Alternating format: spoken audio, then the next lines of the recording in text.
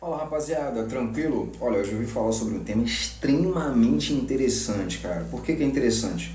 Porque quem torce pro Bahia muitas vezes não entende muito sobre a história do clube. E hoje tem muita gente que acredita que o Bahia ele se destaca justamente porque tem uma SAF por trás dele. Que o Bahia é um time mediano, que o Bahia é um time relevante dentro do contexto brasileiro. Só que o Bahia tem uma das histórias mais interessantes que tem em termos de time, não só do Nordeste, mas como do Brasil, né? Por exemplo, em 1958, quando o Brasil foi campeão da Copa do Mundo, viu-se ali a necessidade de criar um campeonato nacional, né? Esse campeonato nacional veio a existir porque em 1960 surgiria a Copa Libertadores. Então, em 59, eles criaram uma Copa, chamada Copa ou Taça Brasil, que foi criada pela antiga extinta CBD, né? Confederação Brasileira de Esportes, porque ela cuidava de todos os esportes em âmbito nacional, não apenas do futebol, por isso que hoje é CBF, porque há apenas um cuidado com o futebol. Então eles criaram esse campeonato a fim de que o campeão desse campeonato participasse da Libertadores do ano de 1960. E isso é muito interessante, por quê? Porque naquela época o Brasil tinha sido campeão mundial pela Copa do Mundo, né, em 58, 5-2 em cima da Suécia. Pelé fez 3 gols naquele jogo, Garrincha havia se destacado, e aí a CBD decidiu criar essa Taça Brasil. A Taça Brasil, ela reunia apenas os campeões regionais, né, os campeões estaduais, né, e isso foi dividido entre times do Sul, Norte, Nordeste, Centro e Leste. Então, todos esses times participariam de um campeonato mata-mata, eram 16 times, sendo que os jogos eram ida e volta, e no final teria as semifinais e a final.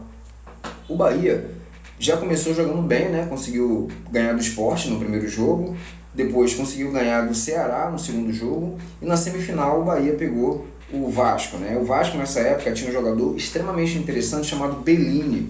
Para quem não conhece Bellini foi o capitão da seleção brasileira de 1958, campeã, e foi ele que levantou a taça. Se você não lembra, você pode colocar aí no Google ou no YouTube Bellini levantando a taça, que você vai ver essa imagem.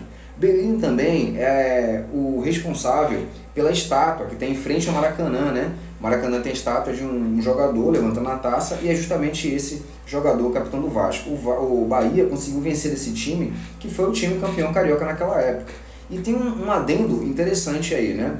Nesse contexto de campeonato, nesse formato de campeonato, os times do Rio e São Paulo eram considerados os times mais fortes, né? Então, como consequência, eles tinham a vantagem de já começar o campeonato nas semifinais. Então, tanto o Vasco quanto o Santos começaram o campeonato na semifinal. O Santos era o time do Pelé, né? Pepe, Nilton Santos e outros jogadores que fizeram história no futebol brasileiro e que participaram de Copa do Mundo, né? Então, o Bahia pegou o Vasco na semifinal, o Santos pegou, já entrando nesse contexto do campeonato, na semifinal ganhou do Grêmio, e se enfrentaram Bahia e Santos na final. O primeiro jogo foi na Fonte Nova, né?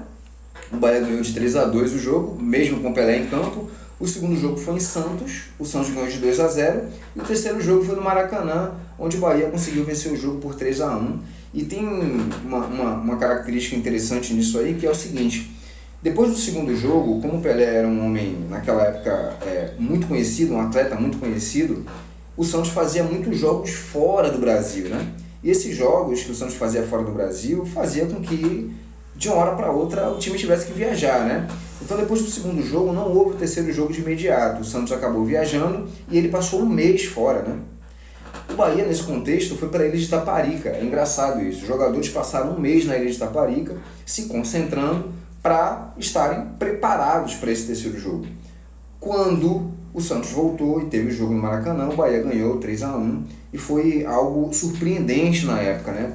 Muitos jornais expressavam a sua surpresa de ver um time do Nordeste ganhar do que na época era o melhor time do mundo, né? O Santos, que tinha o melhor jogador do mundo, Pelé.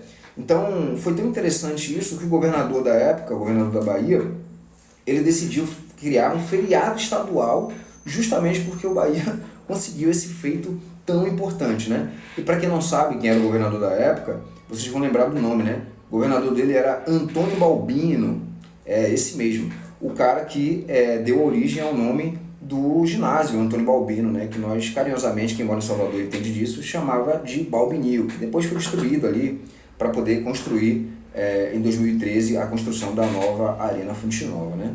Então, dentro desse contexto histórico, é interessante porque muita gente desconsidera o título de 59 do Bahia, tratando-o como um título inferiorizado, só porque ele tinha um formato diferente. Lembrando que esse formato ele ficou até 1970 e outros times brasileiros ganharam também nesse formato.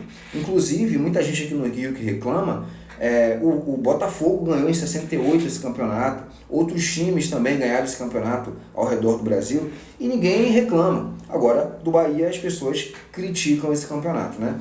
Era apenas mais um formato, era apenas um formato diferente. A partir de 71 o Campeonato Brasileiro passou a ter um formato onde você começava o campeonato com pontos corridos, os 8 primeiros passavam para uma segunda fase de mata-mata, que tinha quartas, semifinal e final. Esse formato também ficou até 2002, que foi o último campeonato onde teve esse formato de 8 primeiros para depois mata-mata, depois passou a partir de 2003 pontos corridos, né? Então, todos os campeonatos dentro da sua época, do seu contexto, valeram porque foram disputados, porque eles aconteceram, porque os times da época funcionavam da mesma forma.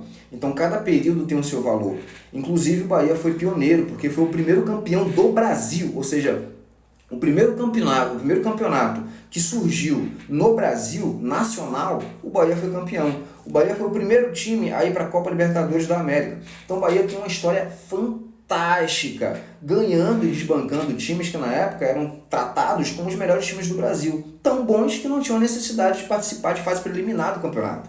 Então assim, você que é torcedor do Bahia, entenda, o Bahia passou por um período longo de dificuldade financeira, como muitos clubes no Brasil. Por exemplo, você sabia que o Guarani é campeão brasileiro? Não sabia, né? O Guarani de Campinas é campeão brasileiro. Outros times de grande relevância também são campeões brasileiros. Por exemplo, o Atlético Paranaense foi campeão brasileiro em 2001. E as pessoas tratam esses times como se fossem times pequenos. Eles não são times pequenos. Eles são times que têm uma tradição, são times que têm contexto histórico, são times que têm relevância dentro da história do futebol brasileiro e que merecem e devem ser respeitados. O Bahia agora está começando uma nova caminhada, uma nova história, e é sempre interessante a gente lembrar que esse time foi o primeiro campeão brasileiro.